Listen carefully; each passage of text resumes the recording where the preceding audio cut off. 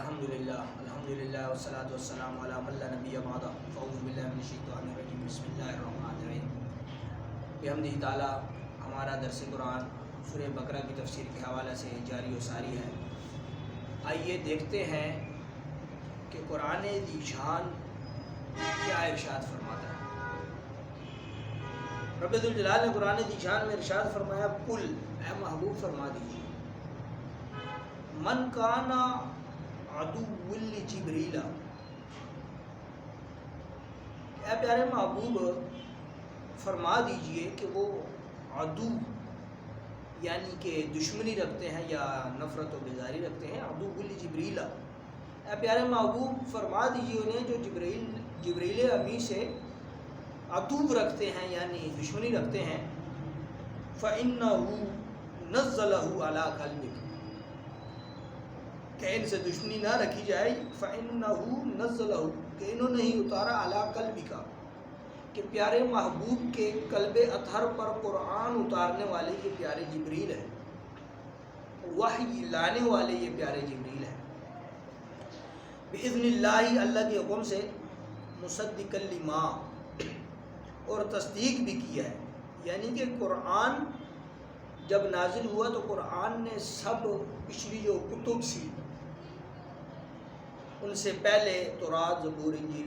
ان کی تصدیق کی، اور قرآن ذی شان کو جب وحی کے ذریعے جبریل پاک نے حضور کے قلب اطہر تک منتقل فرمایا تو اس کی تصدیق کی، مصدقا لما، اور فقط وہی تصدیق نہیں کی بلکہ بین یدیہ، بلکہ اس سے پہلے بھی جو کچھ تھا یعنی تورات، زبور، انجیل اس کی بھی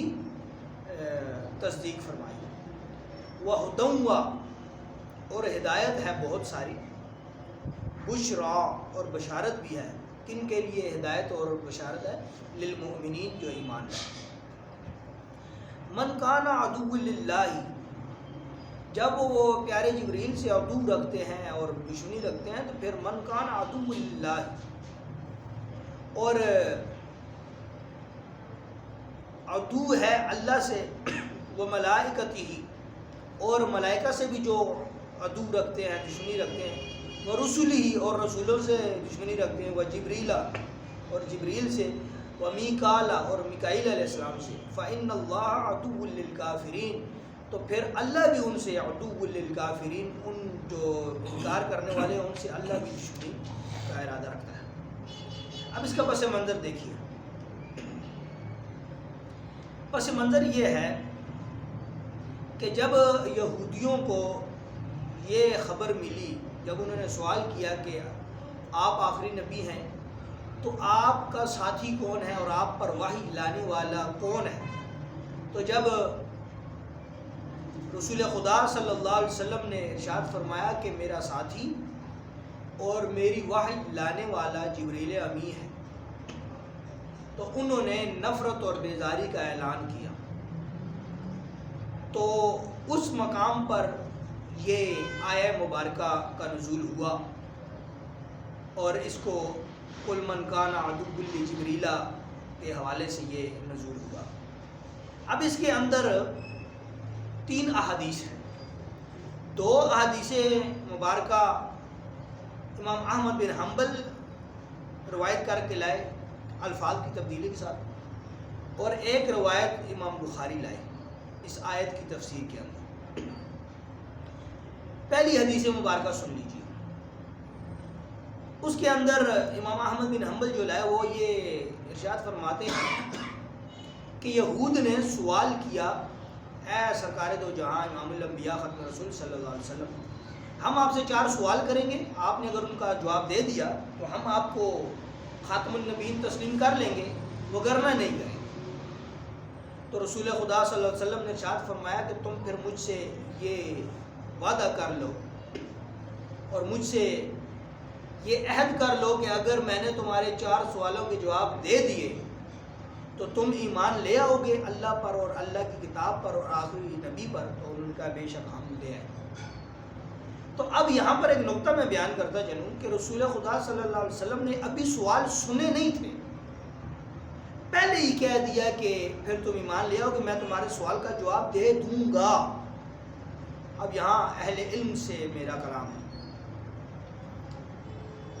کہ رسول خدا صلی اللہ علیہ وسلم نے ابھی سوال سنے نہیں اور پہلے بتلا دیا کہ میں اس کا جواب دے دوں گا، یہ غیب کی خبر ہے۔ وہ لوگ جو کہتے ہیں رسول اللہ صلی اللہ علیہ وسلم کو غیب کی خبر نہیں ہے، تو وہ اپنے اس قول پر ذرا سا غور بھی کر لیں اور امام احمد بن حنبل کی اس روایت پر بھی ذرا غور کر لیں۔ تو رسول خدا صلی اللہ علیہ وسلم نے ارشاد فرمایا کہ پوچھو سوال۔ انہوں نے پہلا سوال یہ پوچھا کہ آپ یہ بتلائیے کہ حضرت یعقوب علیہ السلام نے وہ کون سی چیز تھی جو حلال ہونے کے باوجود حضرت یعقوب علیہ السلام نے اپنے پر حرام کر دی؟ پہلا سوال۔ دوسرا سوال یہ کہا کہ آپ یہ بتلائیے کہ یہ جو مرد اور عورت کا مادہ منویہ ہوتا ہے، یعنی جو منی کے قطرات ہوتے ہیں، یہ کیسے آپس میں ملتے ہیں؟ اس سے بچے کی جو پیدائش ہوتی ہے وہ کیسے ہوتی ہے اور ان کا اثر کیا ہے؟ یہ دوسرا سوال۔ تیسرا سوال یہ کیا کہ تورات کے اندر جس نبی امی کا تذکرہ ہے اس کی علامت بیان فرمائیں۔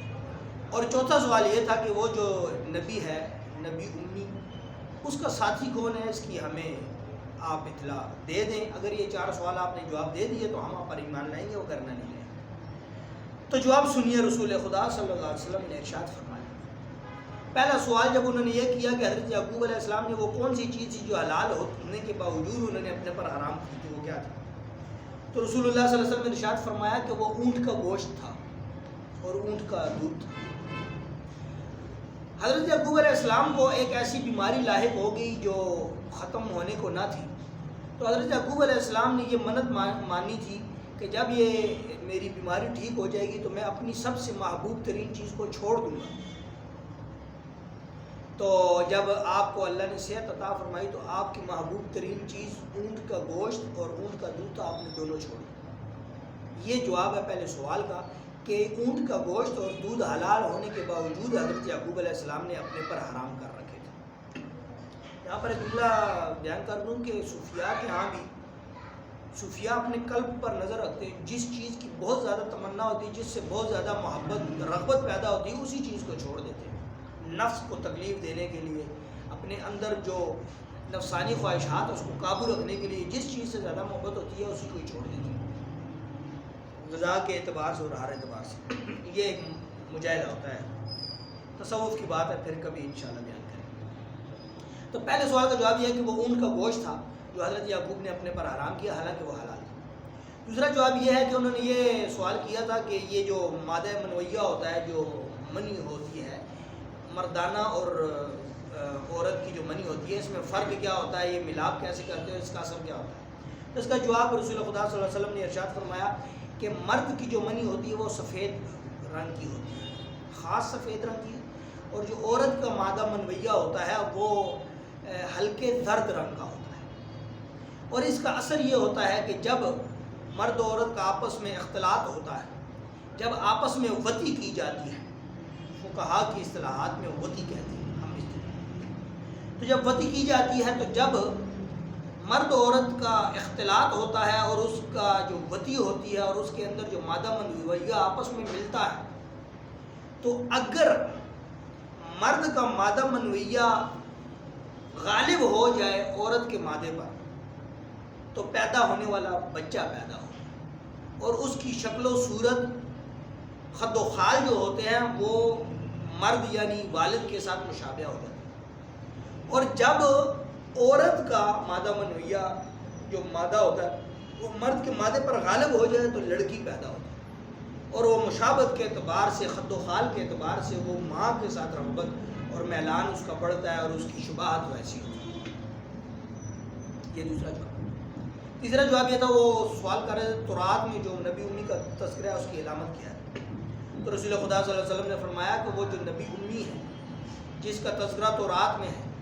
یعنی کہ رسول خدا اپنی پہچان بتا رہے ہیں، فرماتے ہیں کہ وہ نبی امی کہ جو سو بھی جائے اس کی علامت یہ ہے، آخری الزمان نبی کی یہ شان ہے اور یہ فضیلت ہے کہ وہ نبی امی کہ جس کی کا ذکر تورات میں ہے کہ جب وہ سو بھی جاتا ہے تو اس کا قلب نہیں سوتا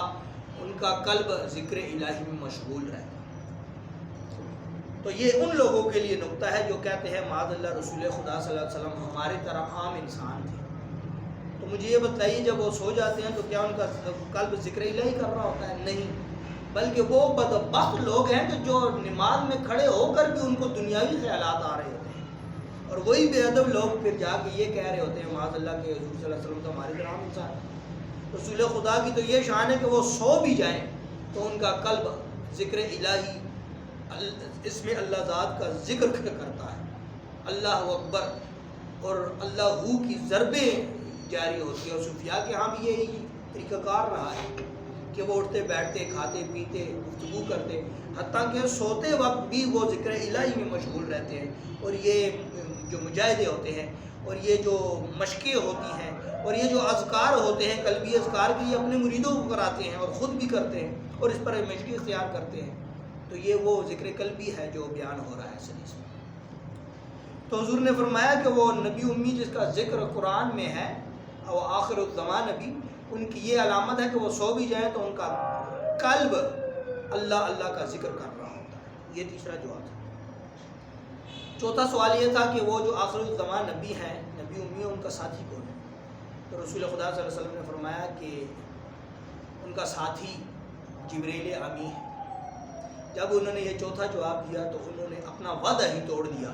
وعدہ یہ کیا تھا کہ اگر رسول اللہ 4 جواب دے دیں گے تو ہم ان پر ایمان بھی لے آئیں گے، کلمہ بھی پڑھ لیں گے۔ لیکن جب 4 سوال پورے ہوئے تو اپنے ہی وعدے سے مکر گئے۔ سمجھ میں آیا وعدہ توڑنا جو ہے نا، یہ بھی منافقین کی علامت ہے،